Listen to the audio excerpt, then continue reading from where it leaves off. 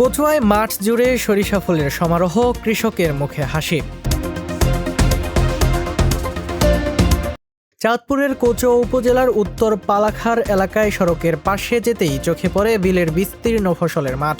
মাঠ জুড়ে হলুদের সমারোহ, সরিষা ফুলের হলুদ হাসিতে রঙিন হয়ে উঠেছে ফসলের মাঠ। শীতের সোনাঝরা রোদে চিকচিক করছে হলদে বরণ সরিষা ক্ষেত। সেই সঙ্গে মৌমাছির গুনগুন শব্দে মুখর হয়ে উঠেছে চারপাশ। মৃদু বাতাসে দোল খাচ্ছে হলুদ ফুলে ভরা গাছ। ফুলের ফাঁকে ফাঁকে ফল পরিপাকের আভাস।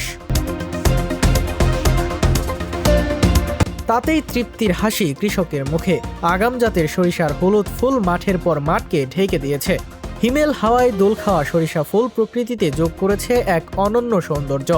এই দৃশ্য শুধু পথচারীকে নয়, কৃষকের মনকেও উজ্জীবিত করেছে। সরিষার সমারোহে খুশি কৃষকরাও, পাশাপাশি সরিষার ক্ষেত থেকে মধু আহরণকারীরাও আনন্দে রয়েছেন। কচুয়া উপজেলা কৃষি সম্প্রসারণ অধিদপ্তর সূত্রে জানা গিয়েছে, চলতি মৌসুমে এ উপজেলায় 273 হেক্টর জমিতে সরিষা আবাদ করা হয়েছে। জমিতে অতিরিক্ত ফসল হিসেবে সরিষা চাষ করে লাভের আশায় আছে কৃষকেরা। সরজমিনে দেখা যায়, এই উপজেলায় বিভিন্ন অঞ্চলে ব্যাপকভাবে সরিষার চাষ হয়েছে।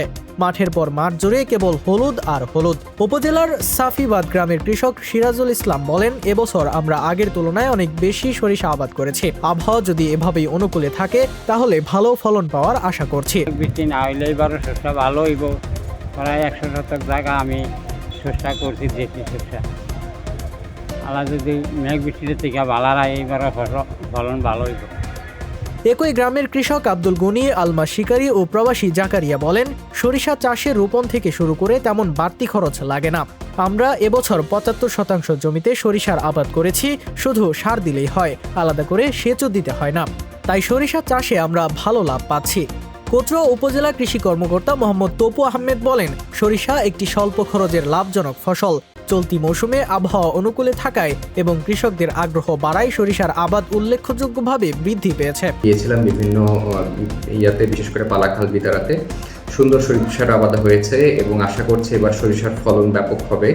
এবং এছাড়া আমাদের এখানে আমি কালকে দেখেছি যে আমাদের এখন টরি 7 জাতটা অনেক করে, যেটাতে আমরা যদি বাড়ি সরিষা 14 অথবা বাড়ি সরিষা 17, বিনা সরিষা 9 এই সমস্ত জাতে। Desk news, Zee Bangla.